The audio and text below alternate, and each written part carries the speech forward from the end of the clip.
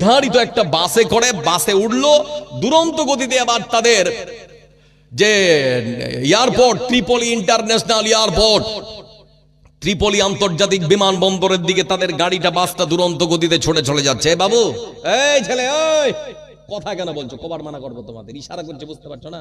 বিয়ে দিয়ে দেবো কিন্তু, তখন বুঝতে পারবা। চুপচাপ লক্ষ্য করে দেখুন বন্ধু আমার, ত্রিপলি আন্তর্জাতিক ইন্টারন্যাশনাল বিমানবন্দরের দিকে দ্রুত গতিতে ছুটে চলেছে তাদের গাড়িটা। বিমানবন্দরের কাছে এসে গাড়িটা থেকে এবার মানুষেরা নামছে যারা হজ করতে যাবে। ওই হাজিদের সঙ্গে আরেকজন মানুষ যার নাম আমের আল মাহদি আল গাদ্দাফি। নামটা মনে থাকবে? কি নাম বললাম? আমের আল মাহদি আল গাদ্দাফি। এই মানুষটাও যখন বিমানবন্দরের গেটটা দিয়ে প্রবেশ করছে, ওখানে অফিসার প্রত্যেকটা মানুষের পাসপোর্ট থেকে শুরু করে ভিসা যা কিছু আছে প্রত্যেকটা সুন্দর করে চেক করছে। এমনি সময় তার পাসপোর্টটা হাতে নিয়ে দেখছে আমের আল মাহদি আল গাদ্দাফি। এই গাদ্দাফি টাইটেলটা দেখার পর তাদের চোখে একটু সন্দেহ হয়েছে। তখন আমের আল মাহদি আল গাদ্দাফিকে বলা হচ্ছে, আপনি পাশের চেয়ারে বসুন, আপনার নামটা নিয়ে আমাদের একটু সন্দেহ হয়েছে, আমরা ভালো করে যাচাই বাছাই করে দেখবো, তারপরে আপনাকে ছাড়া হবে। এমনি সময় পাশে লোকটাকে বসিয়ে রাখা হয়েছে।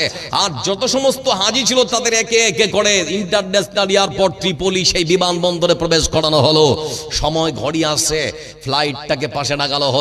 এমনি সময় সবাই যে যার মতো করে সেই বিমানে উঠে বলল, নিজের সিটে বসে সিট বেল্টটা পর্যন্ত বেঁধে দিল। এমনি সময় বন্ধু আমার অপেক্ষায়